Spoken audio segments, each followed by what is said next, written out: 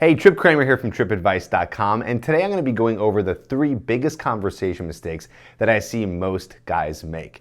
And how do I know that guys are making these mistakes? Well, a couple reasons. One, I was making these mistakes when I was learning how to meet women, and also I coach clients and I work with guys all over the world, and I hear about their mistakes, I hear about what they're doing, and also I take them out in the field and I see the mistakes that they're making. And here they are, and I promise you, if you fix these, your conversation skills, your attraction skills are going to go through the roof. Let's get into it. Number 1, in no particular order, they focus, or maybe you are focusing, on too many questions and not enough statements. This actually doesn't seem like there was a particular order, but now that I'm thinking about it, this probably is the biggest mistake that I do see guys make.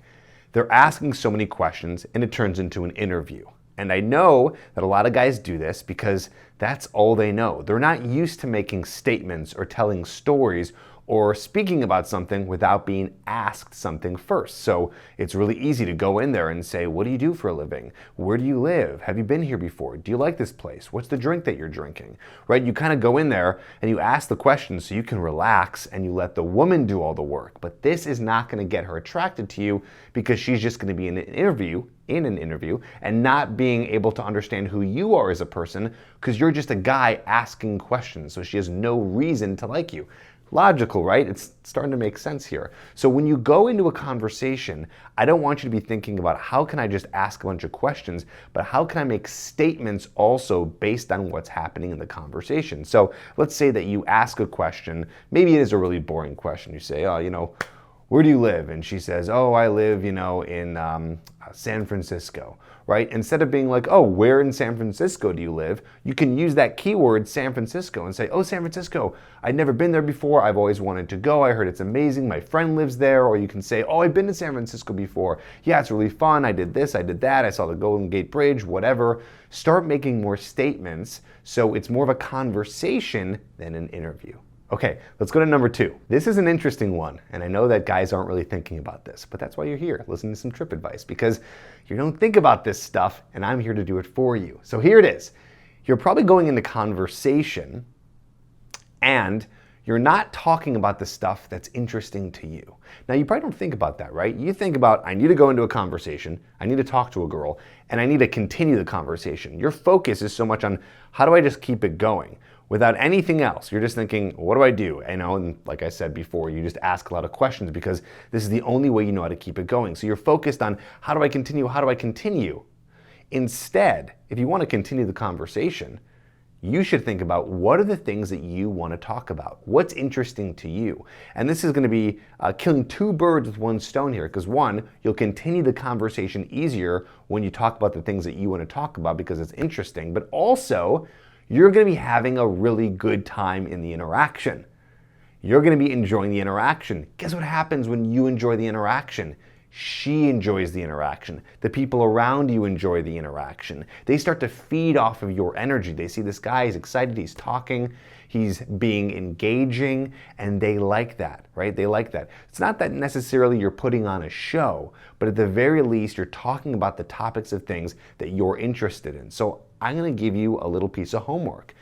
Come up with something that you've been reading about lately, something you've been doing lately, whatever it is, and bring that up in conversation to the next person you talk to practice talking about yourself, but talking about the things that are interesting to you. So for example, I just started rock climbing this year. This is something that's been fun for me. So I can go into a conversation and start talking about rock climbing. Whether the person's been or not, I can ask, have you ever been rock climbing before? They can say yes, now we can talk about it. Or they can say, no, I've never been there. But yeah, I never did it either before this year, but I started doing it and it's really fun, it's challenging, it's scary, and I just really enjoy doing it. And you can always get new paths every single month because they create new paths, whatever.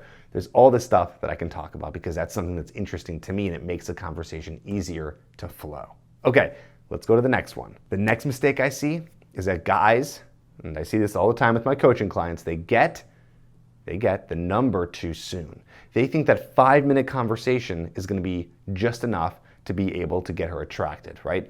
The problem is guys, I get it, you're in conversation, you're talking to a girl, 5 minutes does seem like a long time, but it's not enough time to really get her invested in you. If you want to get a girl invested in you and really attracted to you, you need more time with her. You don't need an hour, But if you're going out during the day, let's say you meet a girl at a grocery store, you need at least 10 to 15 minutes. If you're going out at night at a bar, you need about anywhere from like 20, 25, maybe 30 minutes. You need that time for you guys to connect so she can remember you, become invested in you, and then she'll respond to your text or call or whatever you do to try to get her to meet up again. So make sure that you don't just go for the number right away. Try to continue conversation with some of the things I said earlier, so then it's going to be easier to be able to get her number, but also get her to respond when you reach out to her. I go heavy and deep into these with more techniques in my program called Hooked, which you can check out at getherhooked.com. I'll put a link down in the description.